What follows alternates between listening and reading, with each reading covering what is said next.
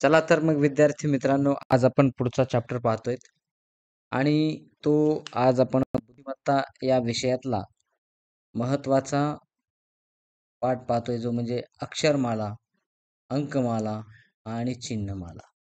तर यामध्ये आपण पुढे जाऊन आज नेमकी अंकमाला कशाला म्हणायचं, अक्षरमाला कशाला म्हणायचं, ते आपण या ठिकाणी पाहत आहोत. तर मग आता वेळ न लावता या ठिकाणी आपण सुरुवात करूयात. तर सगळ्यात महत्त्वाचं अंकमाला, अक्षरमाला आणि चिन्हमाला याचा एक परिचय करून देताना आपण सुरुवात करूयात, की नेमकं बुद्धिमत्ता काय आहे? बुद्धिमत्ता म्हणजे आपल्या विचार करण्याची, समस्यांचे निराकरण करण्याची आणि तर्कशक्ती वापरण्याची एक क्षमता म्हणजेच बुद्धिमत्ता असते. तर या स्पर्धा परीक्षेमध्ये अक्षरमाला, अंकमाला आणि चिन्हमाला यांचे प्रश्न विचारले जातात, जे विद्यार्थ्यांची तर्कशक्ती, लक्ष केंद्रित करण्याची क्षमता व पॅटर्न ओळखण्याची क्षमता तपासतात. तर मग या पाठामध्ये आपण आज काय पाहणार आहोत ते एकदा पाहूयात. तर आपण आज पाहणार आहोत अक्षरमाला, म्हणजे 3 भागामध्ये आपल्याला अभ्यास करायचा आहे. अक्षरमाला, अंकमाला आणि चिन्हमाला. तर मग जाऊयात पुढे. तर अक्षरमाला काय असते? तर अक्षरमालामध्ये काही अल्फाबेट सीरीज आपल्याला दिलेले असतात.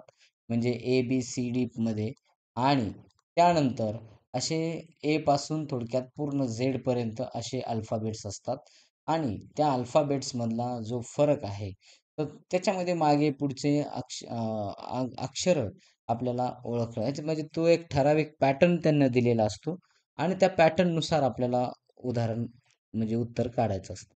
तर कधीही लक्षात घ्यायचं, की अक्षरमाला ज्या वेळेला आपल्याला अ, विचारले जाते, त्यावेळेला आपल्या वहीमध्ये किंवा आपण जिथं कच्चं काम करतोय, त्या ठिकाणी ए-बी-सी-डी काय करायची, लिहून घ्यायची. कधीही लक्षात ठेवायचं.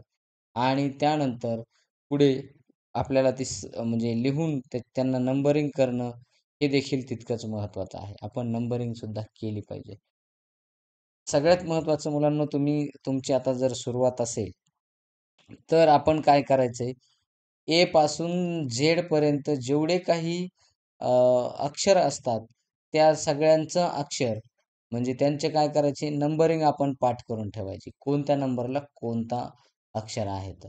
म्हणजे ए हा कितव्या नंबरला आहे, बी हा कितव्या नंबरला आहे अल्फाबेट्समध्ये. त्यानंतर कधी-कधी उलट सुद्धा करायची. म्हणजे झेड पासून ए पर्यंत येण्याची सुद्धा आपण काय करायची, थोडक्यात तो क्रम आपण समजून घ्यायचा आहे. सुरुवातीला आता आपण एक सिंपल आणि सोपे उदाहरण तुम्हाला या ठिकाणी देत आहोत. जसं-जसं पाठ पुढे जाईल, तसं-तसं मात्र आपली अवघड उदाहरणं सुरू होतील. परंतु त्यामध्ये आपण एक सुरुवात करत असल्यामुळे आपण बेसिक्सला सुरुवात करूयात. उदाहरण या ठिकाणी आपल्याला दिलेलं आहे ए, सी, ई, जी. तर पुढचं अक्षर कोणतं येईल? म्हणजे इथं. तर बघा इथं ए आहे. या एक-एक अक्षर वगळलेलं आहे. ए नंतर बी, बी नंतर सी, सी नंतर डी, डी नंतर ई, ई नंतर एफ, एफ नंतर जी, जी नंतर इथं एच आणि त्याच्यानंतर पुढचं अक्षर म्हणजे एक-एक अक्षर गाळलेलं आहे. ते म्हणजे आय. तर ॲन्सर दिलेला आहे आय. त्यानंतर इथं बघा बी, डी. आता यांच्यामध्ये सी आहे. इथं पहिल्यात बघा 1 आहे. त्यानंतर ई, एफ, जी. बघा इथं 3 अक्षरं गाळलेली आहेत. त्यानंतर एच घेतलाय. आय, जे, के इथे 3 घेतलेले आहेत. त्यानंतर मग पुढे एल आहे. तर इथे एम, एन, ओ मग इथं पुन्हा हे 3 अक्षरं सोडलेले आहेत आणि म्हणून मग चौथं अक्षर या ठिकाणी मांडलेलं आहे. ते म्हणजे पी. तर 3-3 अक्षरांचा फरक या ठिकाणी घेतलेला आहे. तर हे आपण लक्षात घ्यायचे. तर इथं या ठिकाणी ए असेल. ए, बी, सी इथं 2 आणि इथं यामध्ये म्हणजे इथं आपण लक्षात घ्यायचं आहे. तर सुरुवात करूयात मग आता आणखी पुढे जाऊयात. तर सूत्र लक्षात ठेवायचं आहे, की आपण ए टू झेडपर्यंत क्रमाने शिकून घ्यायचंय. फरक पाहायचा आहे आणि त्यानुसार पुढील अक्षर ठरवायचंय. आता इथे बघा आणखी काही अभ्यासासाठी आपल्याला काही अक्षरं दिलेली आहेत. उदाहरणं आहेत. ए, ए नंतर बघा ए आहे, डी आहे, त्यानंतर जी आणि जे. तर बघा इथं मग आपल्याला काय सांगता येतं, ए मध्ये इथं बी आणि सी आहेत, ई आणि एफ आहेत. तर मग जी, एच आणि आय आहेत. तर मग इथं के आणि एल आणि नंतर मग पुढचं अक्षर येणार आहे एम. म्हणजे इथं येणार क्वेश्चन मार्कच्या ठिकाणी एम. ठीक आहे. त्यानंतर पी, त्यानंतर ई, एच, के. बघा इथं या ठिकाणी सी, डी, पुन्हा एफ, जी, पुन्हा आय, जे. ओके झाले. एल आणि एम. पुढे येणार एन. तर या पद्धतीने म्हणजे इथलं जे अक्षर आहे ते पुढे एन येणार आहे. हे आपण समजून अशा पद्धतीनं हे अक्षरमाला आपल्याला पाहायला मिळते. त्यानंतर आता अंकमाला काय काय असते हे एकदा पाहू. अंकमालामध्ये सुद्धा संख्यांचा असा नियम असतो आणि काही शोधून तो नियम आपण काय करायचं पुढची संख्या काढायची असते. इथे एक उदाहरण या ठिकाणी दिलेलं आहे. 2, 4, 8, 16. बघा सगळ्याला 2 न मल्टिप्लाय करत गेलेले आहेत. म्हणजे इथं त्यामुळे तसं आहे. या 2 न मल्टिप्लाय केलं की 4 आलं. 4 ला 2 न म्हणजे 2, 2 न 2 ची दुप्पट करत गेलेले आहेत. म्हणजे मग इथं 32 याची 16 ची दुप्पट येणार 32.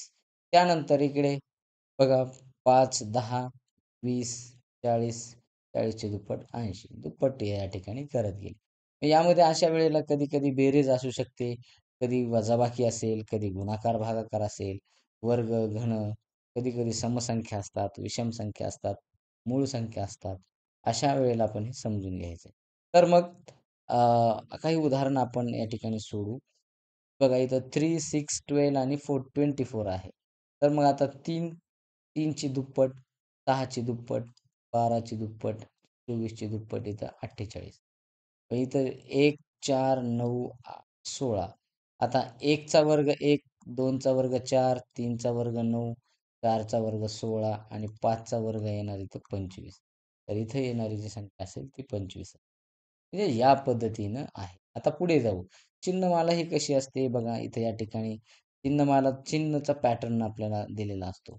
आता या ठिकाणी पहिला डार्क स्टार आहे, दुसरा म्हणजे फेंट आहे किंवा मोकळा आहे. त्यानंतर आउटलाईन आहे फक्त. इथे तसाच. मग पुढचा डार्क येणार. आता हा ट्रायंगल आहे, याचं तोंड वरती आहे, याचं खाली असेल.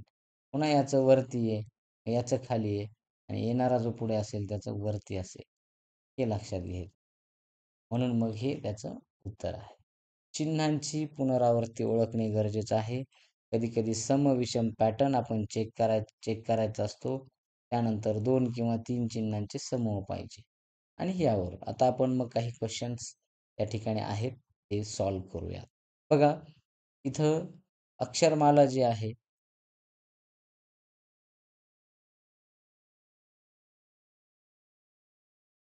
या ठिकाणी बघूयात काही क्वेश्चन्स. अक्षरमालावर आधारित काही प्रश्न या ठिकाणी आहेत. ACFJ. So what is next? आता मग पुढे कोणता असेल? या ठिकाणी ए, सी, इथे ए आहे. सी बघा, इथे एफ आहे, जे आणि पुढे काय असेल? तर इथं बी, इथं डी आणि ई गेले. त्यानंतर एफ, जी, एच, आय. बघा फरक बघा आता. इथे 1 अक्षराने, इथे 2, इथे 3. आता किती अक्षराने आले पाहिजे? 4.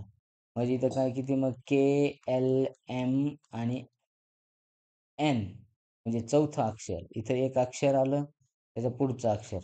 बघा आता मग इथं काय 2 अक्षर बघा, त्याच्या पुढचं अक्षर. इथं 3 अक्षर, त्याच्या पुढचं अक्षर. 4 अक्षर, त्याच्या पुढचं अक्षर मग कोणतं? ओ. म्हणजे option number C is the correct.